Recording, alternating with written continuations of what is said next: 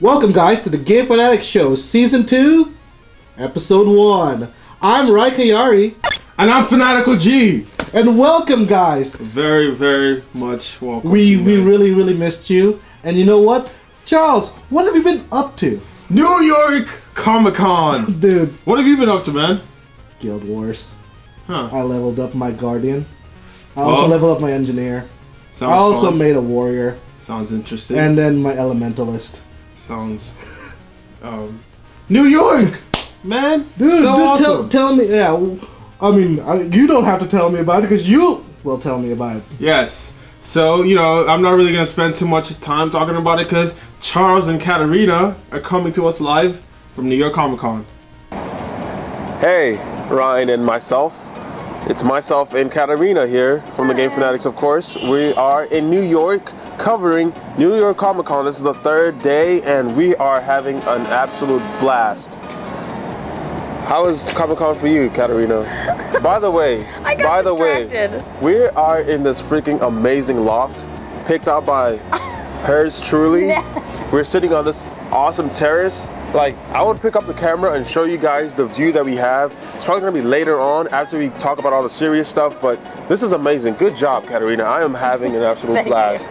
What about you? What do you think of New York Comic Con? Because this is our first Comic Con. It is our first Comic Con. I think Comic Con is loud and crowded and colorful and overwhelming, but all in a good way. I think there's just a lot of things to do, a lot of things to see, and you know, I just think it's a really cool experience, and there's something for everybody. You know, there's comic books, there's video games, there's TV shows, movies. I mean, it's movies, characters, toys. It's just, there's something for everybody, and I think it's really great. It brings so many kinds of people together. It does. It really does. Cool. You know, we've run into so many people from different walks of lives. We've run into like really famous people, and we've run into not so famous people. We've run into people who probably should not be cosplaying. We've run into awesome cosplayers.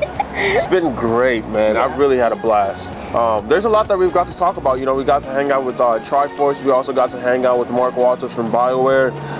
Got to hang out with Tokidoki, ESE Toys, a lot of really cool people. We'll talk about that later, but you know, this is our New York Comic Con 2012 episode.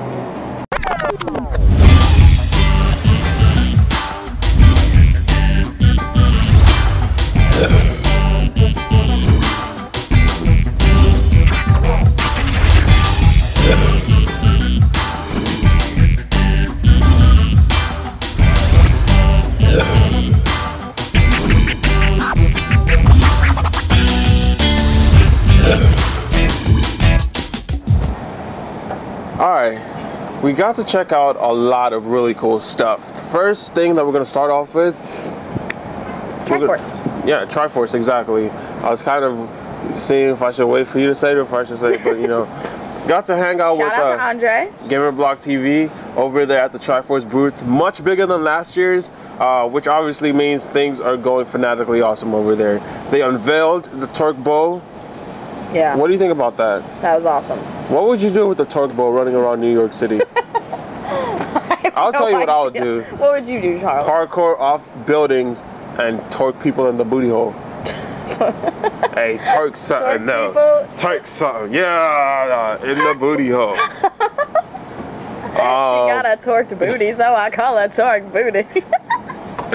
Obviously, weekend booties. Obviously, Comic-Con has been good to us. But anyway, yeah, that Torque Bow looks really cool. So much detail. For something that was just announced and revealed, of course, they've been working on this for months. But the detail, like he said, was unreal. And he even told us that this is just a prototype, and the final version will be a lot more weathered, a lot more rustic looking, and will have really cool blood and everything. So I'm just looking forward to it, man. Yeah. Other cool stuff, you know, at the Triforce booth, you had, of course, all your Gears 3 stuff, the Locust bust, Dom's bust, cool. the guns, the Avenger rifle from Mass Effect, which was apparently selling like hotcakes. What about that knife with, like, the head on the end? Oh, you talking about Death's Scythe? Yeah, I guess. The scythe or the knife from, not the knife, but the sword from Warhammer, they also have that. So they're really cool stuff. They also announced that they had the rights now to Warner Brothers, the Injustice Gods Among Us. I don't know why I said Warner Brothers, but anyway, they have the rights to Injustice and the Looney Tunes and The Last of Us. Yes. Now, we've been speculating as to what exactly they'll be making with, you know, these rights. Of course, it's not that hard with Injustice, but with The Last of Us, we've been kind of speculating as to what exactly they'll be doing. We don't know weapons right now. We don't know really any weapons. We just know, you know, typical handguns. I mean, we just don't know. Like, and I'm really excited because I think, you know, after seeing the little Max Payne figure and the Gears figures, I know that they'll probably make mini statues of like Joel and Ellie, and they'll look really cool, but I just can't imagine like bigger pieces right now because we just don't know a lot about The Last of Us right now. So it's going to be so cool though. So speaking of Naughty Dog. Unfortunately we weren't there on Friday, so we missed the announcement of the Last of Us comic book and art book coming out, but that's going to be really cool. So Dark Horse Comics, they've been making some really big moves. One of the big moves that they also made late last year, or was it? Yeah. The Mass Effect comics, I mean, that was really great. That was an awesome way of expanding the universe. We actually had the chance to sit down and talk to Mark Walters, who, of course, if you play Mass Effect, you know who he is, the freaking guru behind everything. He's a really cool dude. Really cool guy. Really cool dude. He shed some insight on the way the comics were made, you know, because Mass Effect is not a linear game. Each person can play that game and have a completely different outcome throughout the game. And so he shed light on that, and the fact that, you know, everybody has their own Commander Shepard. Male, female, different hairstyles, different everything. So you can't really put a Shepard in the comic because who does Shepard look like? Yeah, he was like, how do you make a comic based on a character that's different for every single person? Exactly. You know, he's like, and then he said, you know, if Shepard shows up, it'll be just like a figure in the shadows, but, you know, you can't ever, it's not like a story that you can tell about Shepard. Yeah. So. Biggest thing is that the comics have drastically and dramatically expanded the Mass Effect universe, which is something hardcore Mass Effect fans like myself love. I mean, there's no way you can get into the stories of like Tali Van Normandy. You can't really get into the story of like Garrus, you know, in the game, because you're playing Shepard and you want Shepard's story, and that's what the game is about. But these comics really go in depth, you know, telling you about the world, telling you about the characters and their worlds. Phenomenal job. Really, really love talking to Mark, and just really love the whole Dark Horse movement, man. It's really cool. Alright, now another cool thing we got to check out, Madefire. Really cool. This is a interactive comic book app. You download it, it's free, and we're actually going to show you guys because we caught some video footage of it. We got to talk to one of the guys behind it. So check this out. Sound, which you aren't going to hear here, but it's mostly for ambient effects kind of things and music. It's not dialogue, it's not anything cheesy like that. You read, fast forward, rewind, zoom in and out. You can rewatch something if you missed something. You kind of advance when you're ready at your own pace. So if you're familiar with a panoramic photo, kind of 360-degree immersive image, this is exactly the same thing, but in this case hand-drawn. This is done by our CEO, Ben Wolstenholme. This is Mono. He's hiding from the Hun, completely ransacking the city, trying to track him down. So adjacent to the show floor was what, you know, Comic-Con calls the block, and it was basically the toy room or the comic book room, or basically the room of all the figurines and all the collectibles, the glass cases and what have you. So the first thing that you're pretty much greeted in when you walk in the block is the colorful, adorable world of Tokidoki. Tokidoki. And, you know, t-shirts, figures, little keychains, and I was just floored. I mean, I've never really been introduced to Tokidoki. I've never seen much of it, so I just thought it was really cute.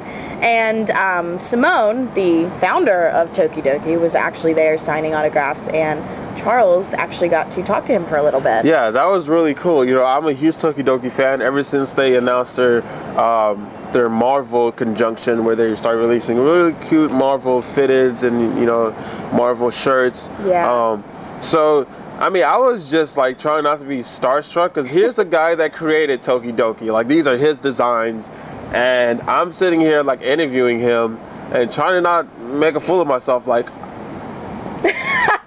sorry, but it was really cool. So go ahead and watch this interview. It's hopefully it's something that we can use, because if it's not, then I'm gonna like cry forever. So real quick, can you tell us, you know, just overall, you know, how you got started with this? How I started Dogi Dogi? Yeah. Well, I started as my personal website. I was fresh from school and design school, and I had to first of all to choose a name. I chose a Japanese word, which means sometimes, but I'm in love for Japan. I feel partially Japanese, and I use the word sometimes because it's a website, and sometimes dreams come true. So I thought through this website, like people will start to see me. I will meet some key people in my life, and my life will change. So it's like a message in a photo. So. And then I moved here, and then I was doing lots of web design. Actually, the first time I came in New York, it was for the Flash Film Festival Award. It was in the New York hotel close to here. But as every design, you always want the best media. It's always product.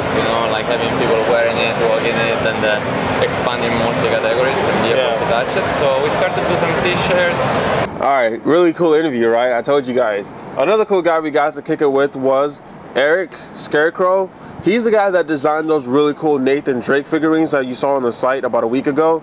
The really cool kind of, what kind of art style would you say they had? It was like just really eccentric, really colorful, really, really cool.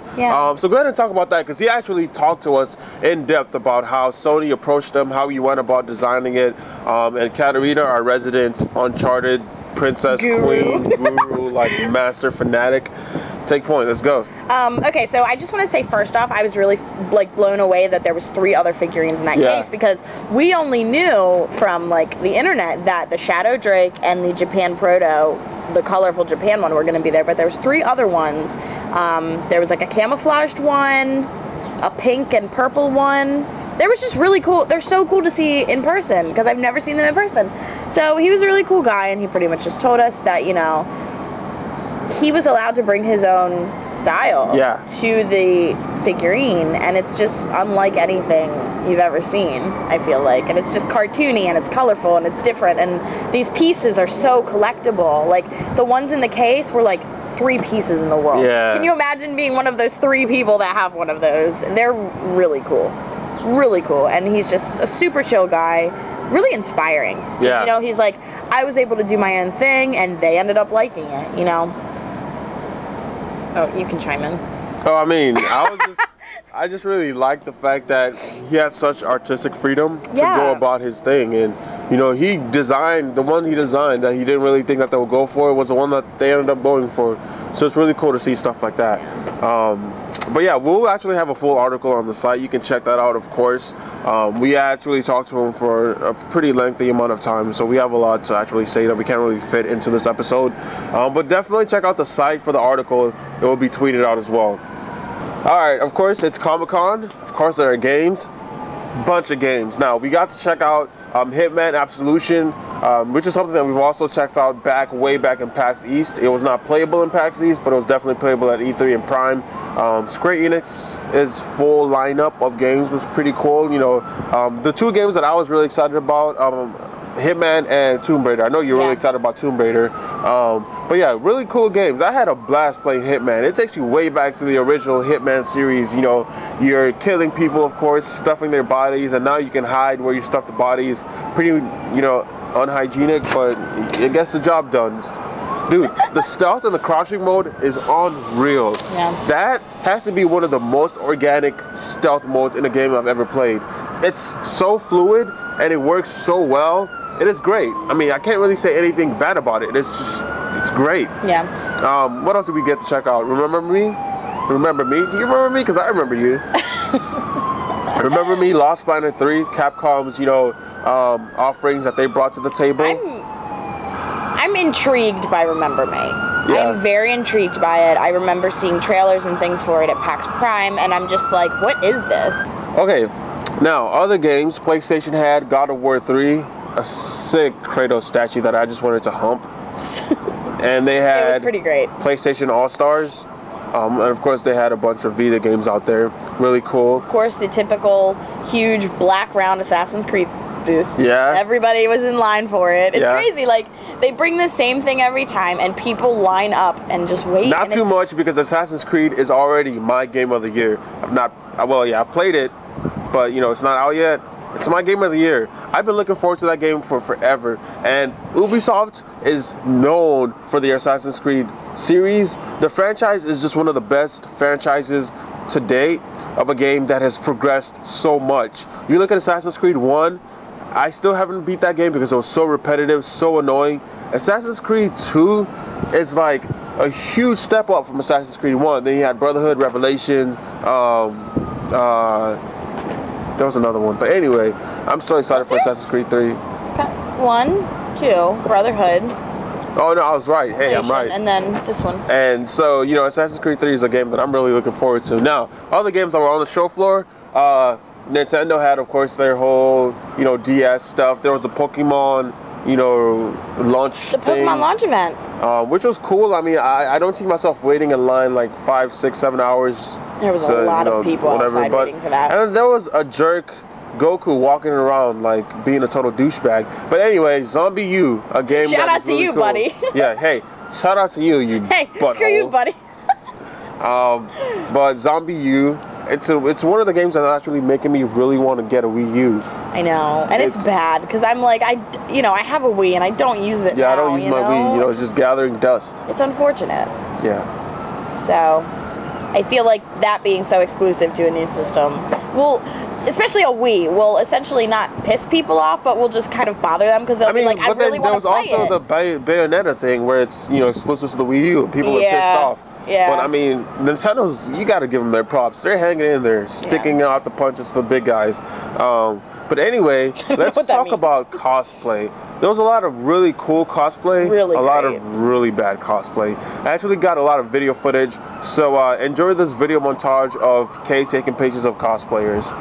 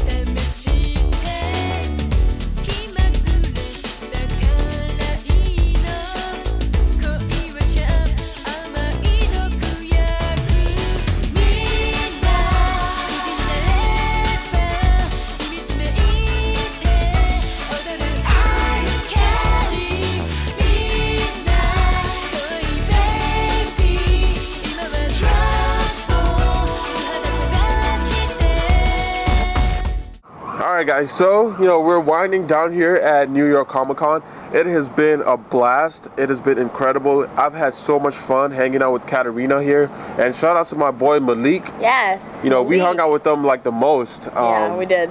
So it was really fun. Just kind of explored the city last night a little bit. Went to a really great pub. It was just nice. It was nice. Very hanging chill out, night. you know, Times Square. Yeah. Got a cop to take a picture of us. Something that I cannot imagine doing anywhere else. Malik was like, "Hey, don't worry, man. The cops do that all the time here, man." The cops Officer, can you take a picture of us? I was like, and I'm like, 2 black guys asking a cop for a picture, mugshot. But it was really cool. I've had a blast here in New York, man. What has been your favorite part of the entire thing? Man, you're putting me on the spot right now. Definitely. You have a giant spotlight. I guess just like being here and so independent. You know, like having this little place to ourselves and walking and trying to figure out how to get places. And yeah. I mean, we pretty much only spent 1 day at Comic-Con. So I guess just the whole experience as a whole, you know, I just really enjoyed it. Yeah. And we were only there for 1 day, but I just really enjoyed it.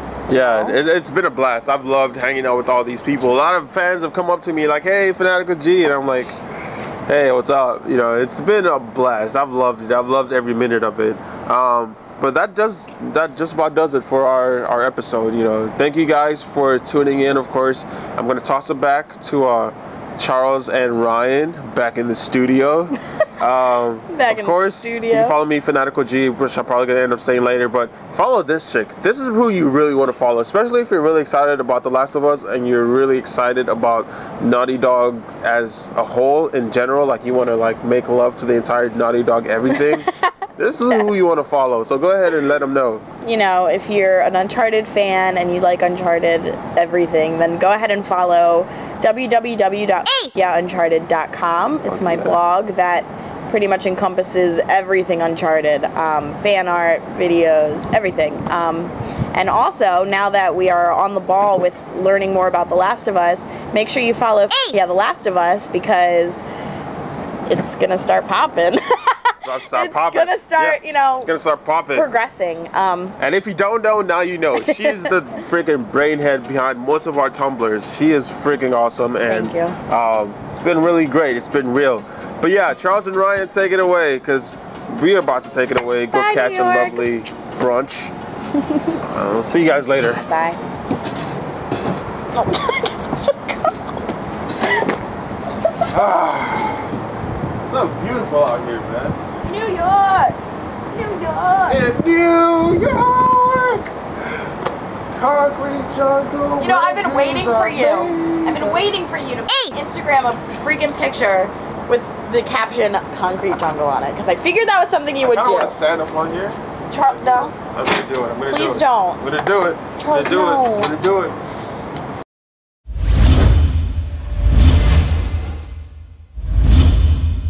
Thank you, Charles and Katerina, for that very, very insightful and awesome New York Comic Con coverage. Kind of in line with New York Comic Con, Iron Man 3. As of the shooting of this video, you know, the Iron Man 3 trailer was released today. It is freaking awesome. If you've not seen it yet, I question your awesomeness. And as of shooting of this video, Ryan is disappointed at the iPad Mini. Yeah.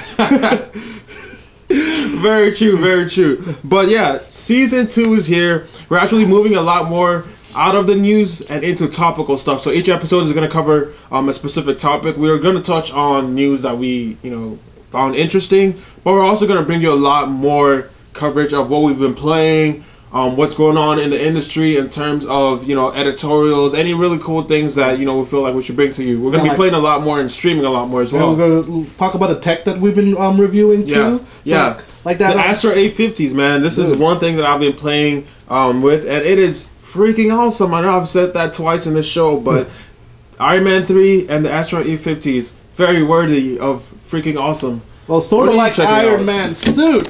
This backpack might look like a normal backpack to you, but it has a battery pack. So you could charge all your gear, your laptop, your phone, all just walking around the city. It's pretty cool. Really cool. You know, at Comic-Con, that was my bag of choice, and so I got to play around with it for about 2 weeks now, and I have a lot to say about it. So that's the power bag. You know, it charges all your devices. Powerful. Very, very powerful. All right, we're also going to be talking a lot more about the games we've been playing. I know I've been playing a lot of XCOM, been playing NBA 2K13. XCOM is such a good game. Really good game. I'm new to the XCOM series. I haven't played any of the older ones, the computer games, but man, it pulled you in. Firaxis, they did such a good job. I completely agree, man. What else have you been playing, Ryan? Like I said earlier, Guild Wars. That's pretty freaking cool. It's been filling my need for an MMO, even though it's no monthly fee. Pretty cool.